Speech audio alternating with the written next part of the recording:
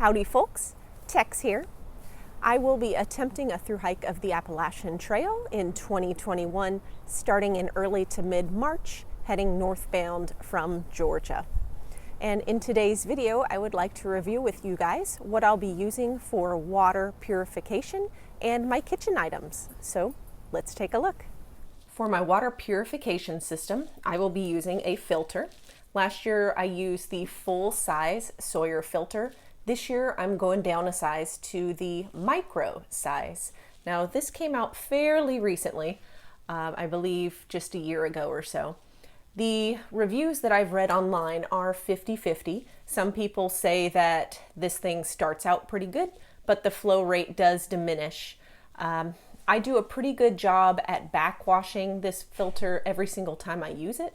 Hopefully that will help, but I thought I'd go ahead, grab it, and see how it does for me. Now, most of the Sawyer filters these days seem to be sold with this little adapter included. Now, this will help it attach to smart water bottles very quickly, and I'll show you that once I get to the water containers. Now, a quick note, if you are using water filters like this Sawyer, if they freeze, they will become totally ineffective, and you're not going to notice anything, but the inside is going to be not working for you.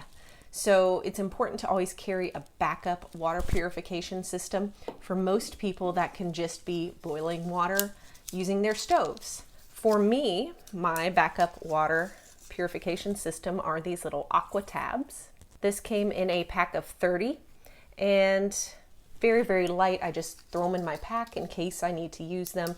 They come with the expiration date printed on there, but not the dilution instructions. So I just write them on here, 1 per liter, and let it sit for 30 minutes. The dirty water bag I'll be using is the CNOC 2-liter water container, and CNOC, pronounced knock. I like this so much better than the bags that come with the Sawyer filters because of this top. The bags with the Sawyer filters have a mouth about this big to gather water with. These bags, however, have a nice big opening to gather water with, and then you just fold it closed once it's full. And I can usually fill up this entire 2-liter bag in 1 or 2 swoops. For my water containers, I'll be taking 2 1-liter smart water bottles.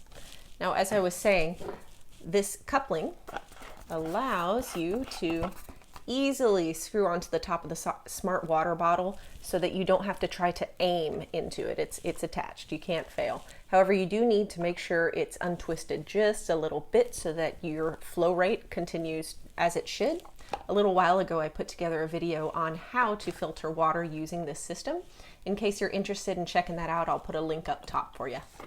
And on the water bottle that I'll be carrying, I did pick this up on my hike last year. This is a little adapter so that if you have your smart water bottle on the side of your pack, you can have one of those tubes, just like a Camelback, that comes out from the bottle over your shoulder, and then you've got your mouthpiece to drink from. I kind of modified that because I had my water bottle by my sternum strap right about here. And I found myself, rather than wanting to take out the water bottle each time, I thought I would love to have a little straw attached. At first, I just put a straw in there. Problem with that is if you accidentally squeeze your bottle, the water can come out. So this cap does help quite a bit with that. So I just took that straw adapter, and rather than putting the tube and then the mouthpiece, I just put the mouthpiece right on top, and very pleased with that. Now for my kitchen kit, big disclaimer, I go stoveless. I don't carry a stove with me. I don't like cooking at home. I'm certainly not going to be cooking on trail, so I a lot of times just carry things that are ready to go, ready to eat. I cold soak just a little bit, so I do carry a little peanut butter jar, but I don't cold soak too often. I started using this more to mix up some milk powder. Nido is what I used to have for cereal in here. But I do cold soak couscous every so often in there as well. One other benefit to going stoveless is while it's cold and you're hiking, you want to hop in that sleeping bag and call it a night as quickly as you can sometimes.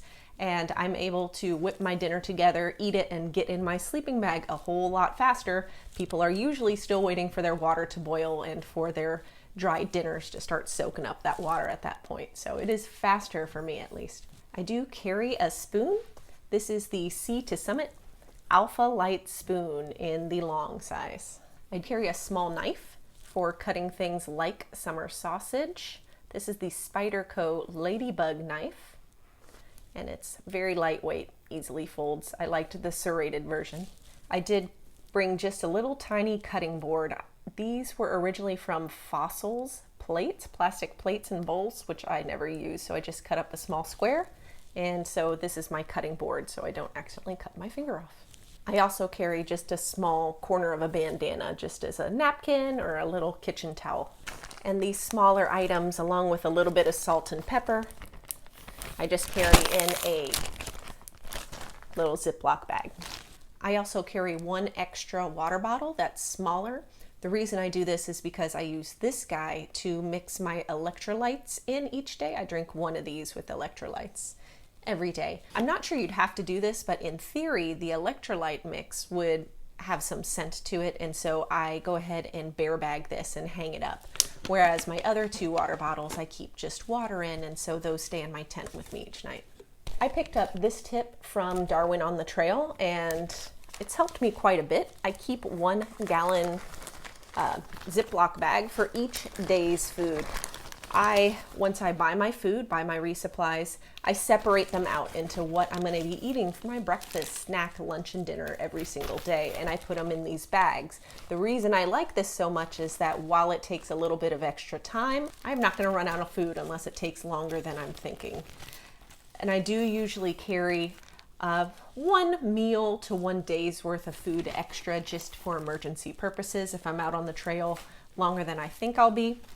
I also take 1 quart size bag per day, and I put that inside the days. The reason I do this is because I'll keep my lunch in here, and at the beginning of each day, I'll take the lunch baggie out of here, pop it in an easy to access place in my backpack.